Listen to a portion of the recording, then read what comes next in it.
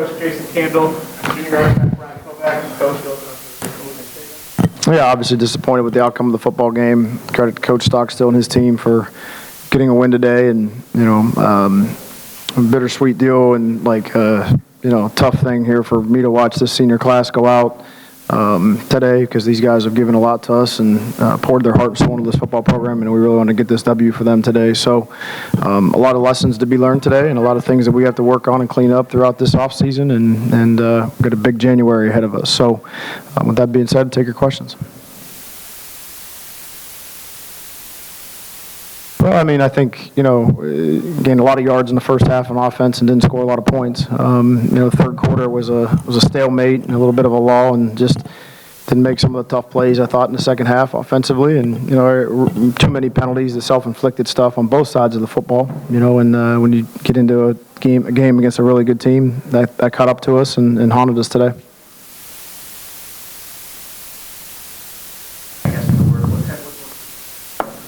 That I got to see that Sam Womack, I got to see Tyson Anderson, I got to see David Hood, I got to see all 13 seniors, crying their eyes out, and I can't give them I'm not going to say that's going to make it feel any better, and they would still be crying their eyes out if we won the football game, but we really wanted to send them off with a win.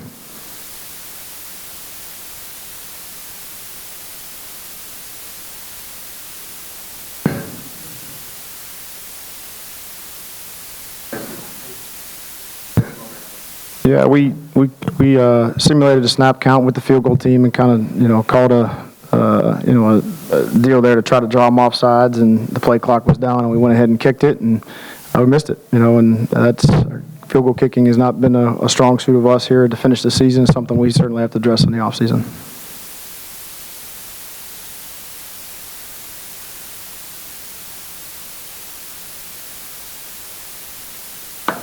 It's hard, all those seniors, those my best friends, that I built relationships with, throughout the 4 years that I've been here.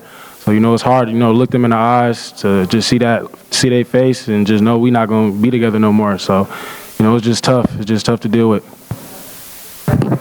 Yeah, I'll just add on to that. I think these seniors have been here 5-6 years, especially with the COVID year. So the brotherhood in our locker room is tight, and watching them sit there and ball and knowing it's their last game, we didn't send them out to win. That hurts. Definitely you can feel it to the heart.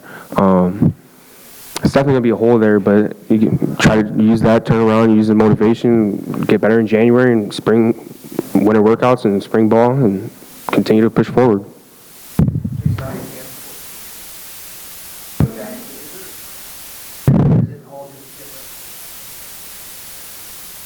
Each team's individually different, and each game is, and obviously we're not preparing to lose a bowl game. Obviously there's the things that we didn't do well today, and that we probably did well in the other games, and vice versa. So too many penalties today, and too many mistakes, too many self-inflicted things where we couldn't overcome them.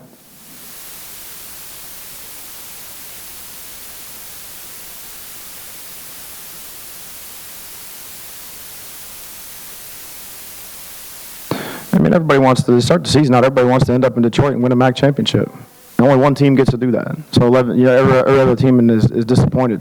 So it's disappointing that we didn't win the MAC championship. It's disappointing we didn't win a bowl game, and it's not disappointing that we didn't win a MAC championship, or it's not disappointing we didn't win a bowl game for anybody else other than the people in that locker room. So, these kids worked their tail off. We've done a really good job of weathering some very tough storms here over the last 18 months in our football program, and really the last 2 years. And for these guys to stick together and even be in this situation and even be playing football right now is it's unbelievable. So, you want it to go very well, but I think, and if it doesn't, you always try to find ways to go fix it and adjust it. Like I said, like I told the team, you had 13 opportunities this year to play football. The other 352 days out of the year, these guys are great people. They're great students. They're doing the things right off the field and really representing our football program and their families in the right manner. And we'll continue to invest in that and continue to try to get better and move on. That's good.